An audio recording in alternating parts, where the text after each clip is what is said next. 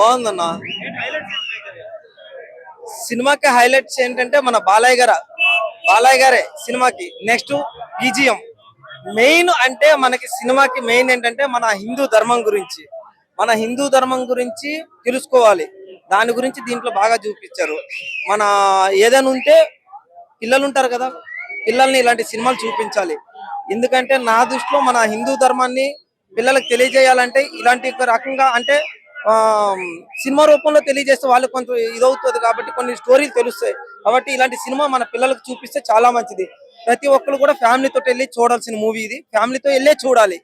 దీంట్లో పిల్లలకి కొన్ని ఉన్నాయి, స్మగ్లింగ్ మూవీలని, కొన్ని అట్లాంటి మూవీలు కాకుండా ఇలాంటివి చూపించాలి పిల్లలకి. చాలా బాగుంటది.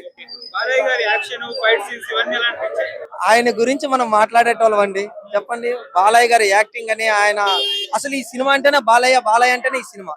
అసలు అఖండ 2 బాలయ్య గారు తప్పించి వేరే వాళ్ళు ఏ ఒక్కరు చూసినా మనం చూడలేం. బాలయ్య గారికి అంటే మనం బాలయ్య గారి గురించి మనం ఏం ఎక్స్పెక్టేషన్స్ పెట్టుకుని వెళ్తామో ప్రతి ఒక్క ఫ్యాన్స్ బాగా రీచ్ అవుతారు. అంటే ఎంజాయ్మెంట్ చేస్తారు. బాలయ్య అంటేనే బాగా ఎంజాయ్ చేస్తారు సినిమాని. అంటే సినిమాలో ప్రతి ఒక్కటి కూడా హైలైట్. అఖండ 2 ఇంకా చాలా బాగుంది. బోయపాటి గారు మన హిందూ ధర్మం గురించి ఎలా చెప్పాలో అది బాలయ్య రూపంలో చూపించాడు. ఎందుకు ఆగిందో మన అదృష్టం కొద్ది ఆగింది. సినిమా మాత్రం నెంబర్ 1 సినిమా. చరిత్ర మాత్రమే మొదలైంది. చరిత్ర కొత్తగా చెప్పుకోవడానికి రేపటి నుండి చెప్పుకుంటారు. పిల్లలకి మాత్రం చూపించాలి సినిమా. ప్రతి ఒక్కరు మంచిగా చూడండి. ట్రోల్ చేసే వాళ్ళు ఉంటారు, ప్రతి వాళ్ళు ఉంటారు. పట్టించుకోకండి, హ్యాపీగా చూడండి. బొమ్మ 4వ తారీఖు ట్రోలింగ్ చేస్తారు. కోట్ల కేసెస్ అన్ని ట్రోలింగ్ చేస్తారు కదా. ట్రోలింగ్ చేసే వాళ్ళకి అందరినీ చెప్తున్నా, బాలయ్య పెద్ద గోలయ్య. ఇక పైన మనమే ఎవరి సినిమా వచ్చినా సరే బాలయ్య, బోయపాటి బాలయ్య అంతే.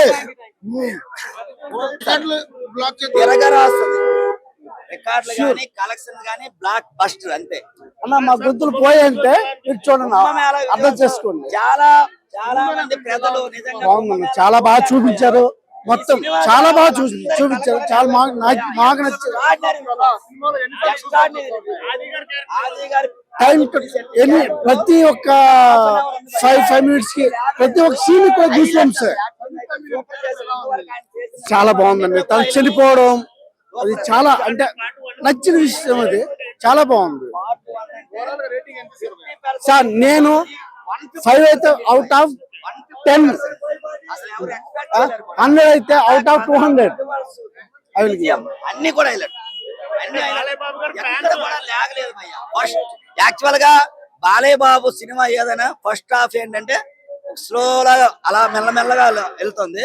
అసలు ఫస్ట్ నుండే క్లైమాక్స్ లా ఉంటది ఈ సినిమా. అదే భయ్యా, ఇప్పుడు బాల్ మనం ఎంత గట్టిగా కొడుతుంటే అంత గట్టిగా పైకి లేస్తుంది భయ్యా. అదే ఇది సింపుల్ ఎగ్జాంపుల్. అది దిష్టి తీస్తాడు, ఒక చోట దిష్టి తీస్తాడు, మనిషిని పట్టుకునే దిష్టి తీస్తాడు. బాలయ్య బాబు విగ్రహం పుష్టి, ఆయన తీసిందే దిష్టి, ఇంక మిగతా వాళ్ళందరూ ముష్టి.